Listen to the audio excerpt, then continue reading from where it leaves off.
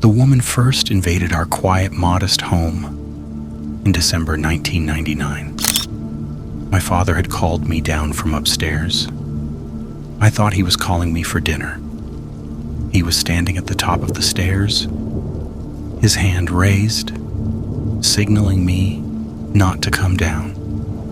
The moment I saw the fear in his eyes, I knew something was terribly wrong.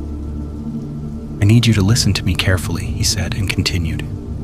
"It is very important that you do not take your eyes off me. You will realize that there is someone else in this house, but you must ignore her as much as possible." I almost laughed. My 12-year-old brain couldn't process what was happening, so I thought it was a joke.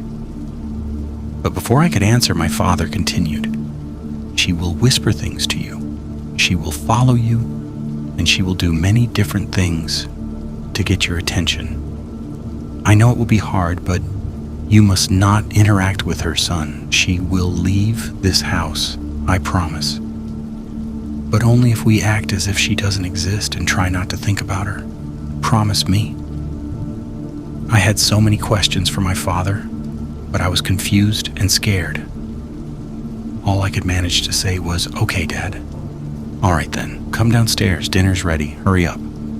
By talking to you about her, I've given the woman a bit more strength. But I had to. I couldn't risk you looking at her by accident. Trust me. Now come down carefully," he said.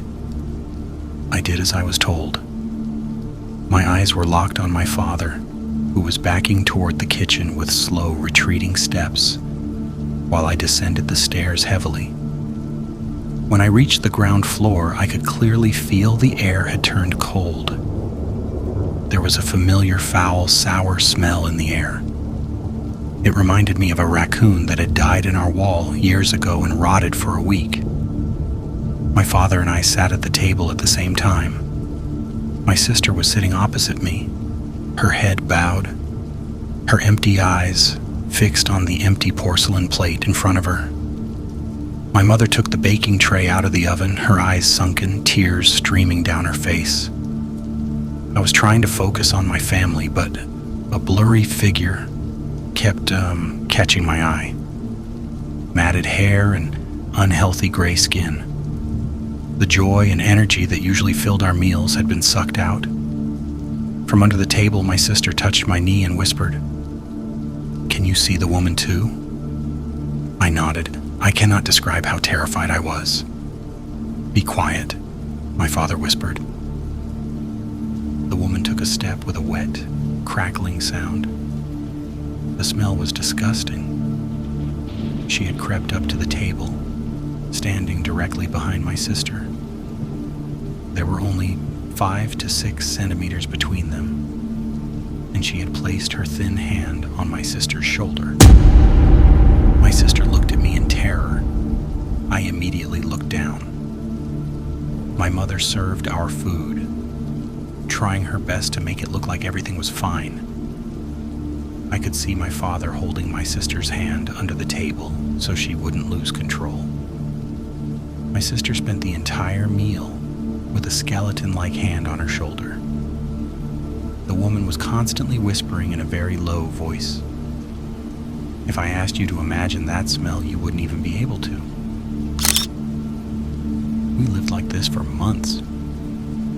We did our best to live a normal life while living with an unwanted guest who was always there. Even when we left the house, she somehow always followed us.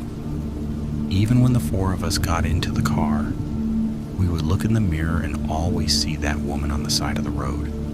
My parents didn't accept guests, and they didn't allow us to stay at our friends' houses. If we had to talk about the woman's presence, and if she wasn't too close, we did it in whispers.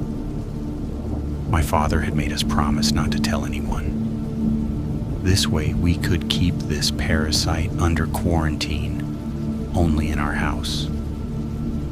As far as we understood, if someone from the outside didn't know about the woman, they couldn't see her. And at the same time, the woman only haunted one house at a time. A few years later, I learned that my father was the reason the woman came to our house.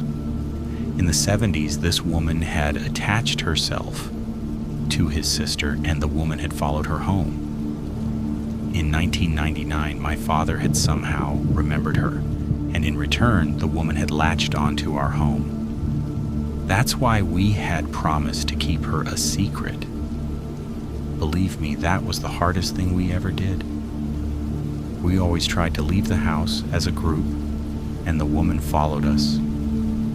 My mother had the most difficult experience because my sister and I were at school and my father was at work.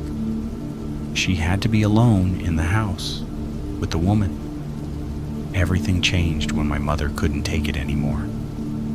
It was a snowy February evening. We had finished our dinner, and my mother decided to go to bed early. The woman was sitting on the bed. It was almost impossible to ignore her. My mother couldn't take it anymore and screamed at the woman. She demanded that she leave us alone. When my father heard the voice, he ran upstairs to stop her. But that was the last time we ever saw my mother. The only thing left of her was a pool of blood on the white carpet. The woman was still there, but my mother was gone. In the following weeks, the woman started whispering to me, saying, "You can see your mother. All you have to do is look at me and ask how you can see her." But I never looked at her. The reason I am telling you all of this is that I want you to think about that woman. I saw the woman again this morning, 18 years later. I don't want to give my wife and children to this cursed woman. I want you to think about her black hair and her gray skin. Imagine that woman in your house, in the corner of the room you are in right now. Imagine her looking at you, watching you. Imagine her leaving my house. By telling you this, I have already passed her on to you. Eventually one day, you will notice the woman in your house. You will smell that stench. My advice to you is ignore her. It will be for your own good. I am so sorry, but I had to.